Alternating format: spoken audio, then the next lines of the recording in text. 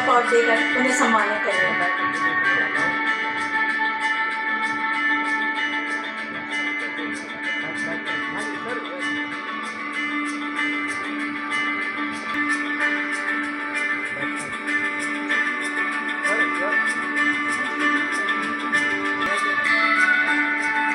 श्री महेश कंचल जी।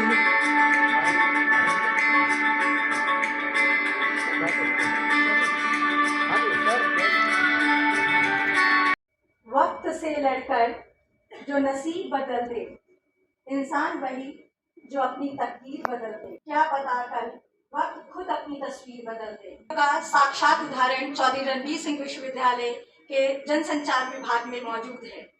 CRSU को सफलता की श्रेय एवं ऊंचाइयों तक पहुंचाने में इन छात्रों का अद्वितीय योगदान रहा है। इसकी एक झलक आप सभी के सामने प्रस्तुत है। राष्ट्रीय मीडिया फेस्टिवल में यहाँ के बच्चों ने पुरस्कार जो है वो अर्जित किया है। धन्यवाद।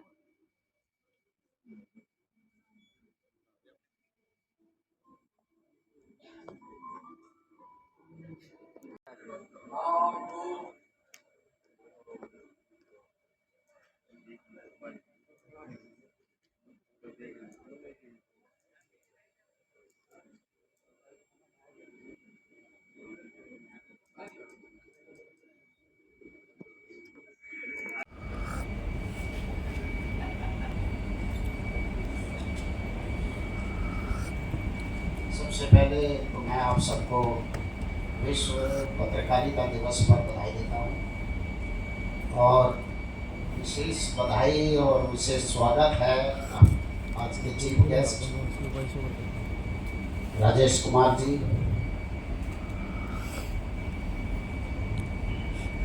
दीप कमल जी और अशोक कौशिक जी, श्रीवर्धन त्रिवेदी जी, श्री महेंद्र जी और मेरे शहर के सभी पत्रकार।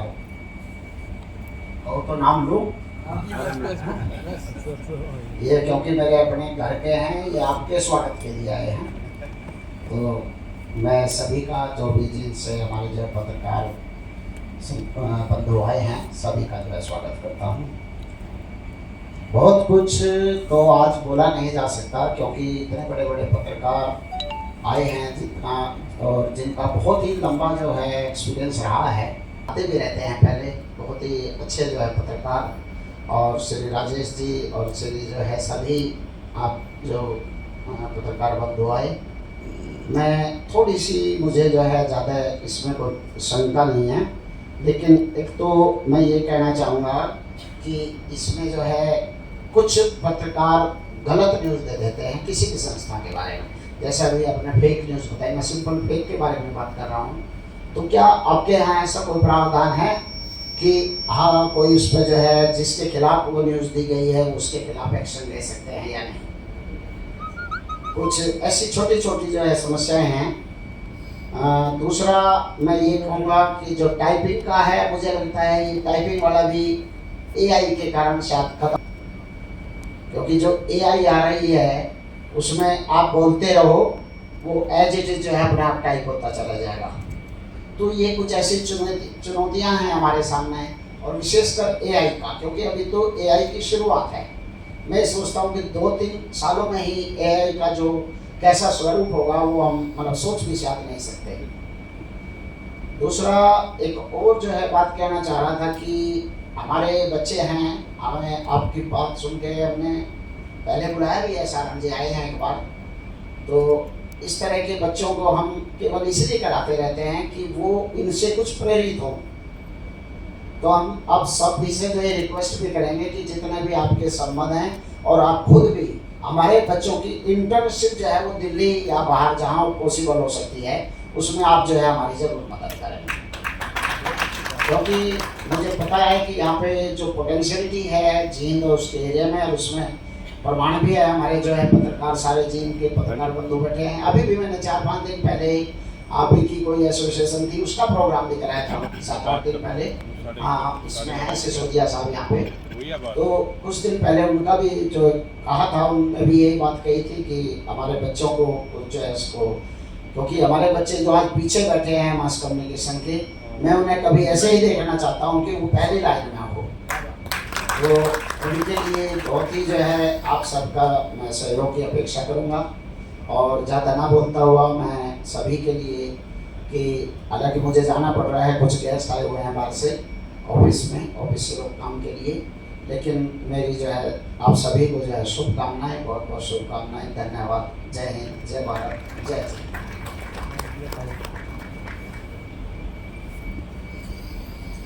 धन्यवाद सर, जिनको मैं बुलाने जा रही हूँ। जो छात्र पत्रकारिता के फील्ड से जुड़ना चाहते हैं या फिर उससे जुड़े हुए हैं और पढ़ाई कर रहे हैं, आप सभी के लिए आज के दिन की, आज के कार्यक्रम की शुभकामनाएं मैं देता हूँ। जिस तरीके से विषय आज का हमारे बीच में है कि डिजिटल युग में पत्रकारिता, उस पर मैं अपने खुद के जो पत्रकारिता से जुड़े हुए कार्यकाल है या जितना मैंने काम किया है उसको पूरा मैंने सोचा कि वो कहाँ से शुरू हुआ और कहाँ तक आया है। आज से ठीक 20 साल पहले यही अप्रैल मई का वक्त था 2004 में, जब स्वर्गीय अटल बिहारी वाजपेयी जी की सरकार का कार्यकाल खत्म हो रहा था और लोकसभा के चुनाव हो रहे थे, जैसे कि अब देश में चल रहे हैं। बिल्कुल इसी तरीके से अप्रैल मई 2004 में लोकसभा के चुनाव देश में हो रहे थे और उस वक्त मैं दिल्ली में दूरदर्शन केंद्र में अपनी इंटर्नशिप कर रहा था।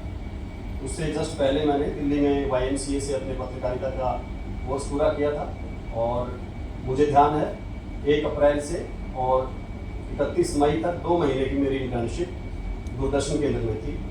और वहाँ से मैंने पहला एक्सपोजर जो मीडिया का लिया था, उसकी यादें, उस वक्त का काम करने का तरीका मैं याद करता हूँ और आज के दौर की पत्रकारिता को देखता हूँ तो जो आपके सामने सब्जेक्ट है वो पूरा उसके अंदर कंप्लीट हो जाता है।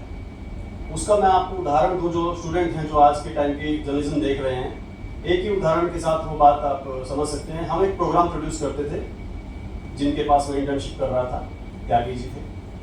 उस प्रोग्राम का नाम था गुड इवनिंग इंडिया। वो हफ्ते में 5 दिन आता था शाम को 5 बजे और उन 5 दिन में से 1 दिन के प्रोड्यूसर वो थे। 1 दिन का शो उनको हफ्ते में बनाना होता था और उनके पास 5-6 लोगों की टीम थी और 2-3 मेरे जैसे इंटर्न थे। तो कोई 7-8 लोग मिलके एक घंटे का प्रोग्राम 1 हफ्ते में 1 बार बनाते थे। और उसके लिए प्रक्रिया क्या रहती थी कि सबसे पहले शुक्रवार को कार्यक्रम उनका जाता था, तो सोमवार को पहले बैठकर उसके विषयों पर चर्चा होती थी, टॉपिक बनते थे। फिर उसकी शाम के वक्त होते होते एक फाइल बनाकर वो भेजते थे अपने सीनियर के पास। तो मंगलवार को वो वहाँ से अप्रूव होके आती थी या कुछ करेक्शन के साथ आती थी। उसके बाद फिर शेड्यूल बनाते थे कि उसके लिए क्या क्या चाहिए, क्या क्या करना है, कहाँ से वीडियो आएंगे, कहाँ पर जाकर शूट करना है या फिर कौन स्क्रिप्ट लिखेगा, कैसा कौन गेस्ट चाहिए उसके लिए। फिर उसके लिए अगर दिल्ली में शूट करना है तो एक रिक्वेस्ट जाती थी ट्रांसपोर्ट डिपार्टमेंट को, एक रिक्वेस्ट जाती थी कैमरा सेक्शन को, एक रिक्वेस्ट जाती थी अगर कोई आपको एंकर साथ में ले जाना है या कोई और साधन आपको चाहिए हैं उसके लिए। वो फिर शाम तक कोशिश करते थे कि दिल्ली में ही है तो वापस आ जाए, उसी दिन मंजूर हो गए।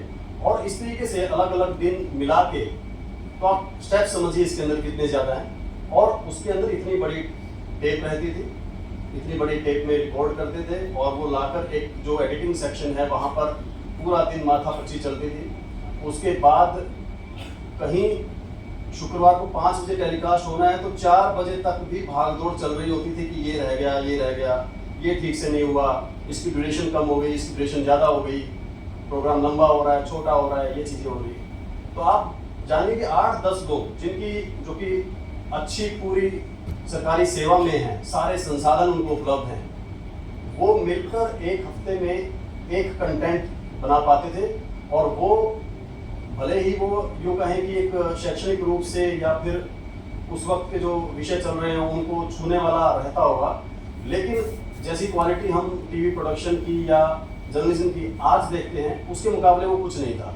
उसके मुकाबले बस वो काम चलाने वाली चीज़ थी, एक खाना पूर्ति तरीके का काम था। लेकिन मेरे लिए कम से कम एक एक्सपोजर था कि हाँ ये एक तरीका है, एक माध्यम है और यहाँ से चीज़ें, और वहीं से सारी चीज़ें बदली। मोबाइल जो उस वक्त आए थे नए उसमें SMS चलता था और वो फ्री नहीं होता था।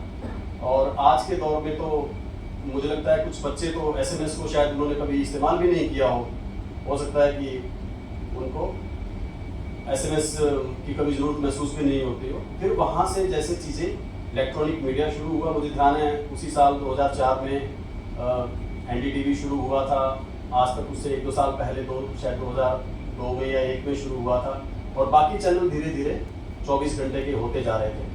और आज के दिन हम उस दौर में जो एक क्रांति महसूस करते थे, टेलीविज़न का नया चैनल आ रहा है, नए एंकर आ रहे हैं, नए तरीके के कार्यक्रम आ रहे हैं, वो क्रांति भी अब कहीं ना कहीं एक सैचुरेशन के पॉइंट पर है, एक जगह पर है जिसके प्रति आकर्षण लाना बड़ा मुश्किल हो गया है। अब लोगों के पास कंटेंट की इतनी भरमार है, इतने माध्यम हैं कि उनको कुछ ऐसा देना कि जो यूँ कहें कि हमारे पास खबर है और हम सूचना दे रहे हैं, ये काफ़ी नहीं है। अब उनको बहुत वैरायटी भी चाहिए, बहुत सहूलियत भी चाहिए, और कुछ चीज़ें कम चाहिए, कुछ चीज़ें जिनमें उनका इंटरेस्ट हो बहुत ज़्यादा भी चाहिए। तो जहाँ तक डिजिटल युग की बात है, मेरे सामने मेरे फील्ड के 2 ऐसे एक्सपर्ट आपके सामने हैं, शिववर्धन त्रिवेदी जी और अशोक कौशिक जी, जिन्होंने टेलीविज़न की दुनिया में ऐसा काम किया है जो मिसाल है, ऑन स्क्रीन भी और ऑफ स्क्रीन भी। शिववर्धन त्रिवेदी जी ने जब से सनसनी कार्यक्रम शुरू किया, स्टार न्यूज़ होता था, तब से वो ऐसा टीवी में काम करने वाला कोई व्यक्ति नहीं है जो उनसे प्रभावित ना हुआ हो या जो उनको ना जानता हो। और उनका जो काम करने का, जो खबरों को प्रस्तुत करने का जो अंदाज है, वो वही मैं कह रहा हूँ कि आपको भीड़ इतनी है, कंटेंट इतना ज़्यादा है। जब एक जैसे कार्यक्रम क्राइम से रिलेटेड 10 चैनलों पर चल रहे हो, तो आपका कार्यक्रम को कोई क्यों देखे। उसके लिए उन्होंने जो तरीका अपनाया और जो चीज़ें ईजाद की वक्त के साथ, मुझे ध्यान है उनके नाम एक रिकॉर्ड भी ये रहा कि उन्होंने सबसे लंबे समय तक नॉन स्टॉप कार्यक्रम किया, यानी उन्होंने छुट्टी तक नहीं ली कभी। परिवार में शादी ब्याह, बीमारी, कोई और ज़रूरत होने पर भी उन्होंने कार्यक्रम किए, चाहे घर से रिकॉर्ड किए या कैसे किए, वो आप उनसे पूछिएगा या वो बताएंगे कि कैसे कोई 5 साल तक 20 साल तक नॉन स्टॉप हर दिन कार्यक्रम। ये कमिटमेंट और ये लगाव, ये प्यार अपने काम के प्रति, ये ड्यूटी नहीं है उनकी कि हर दिन आपको 7 दिन करना ही करना है। ये लगाव से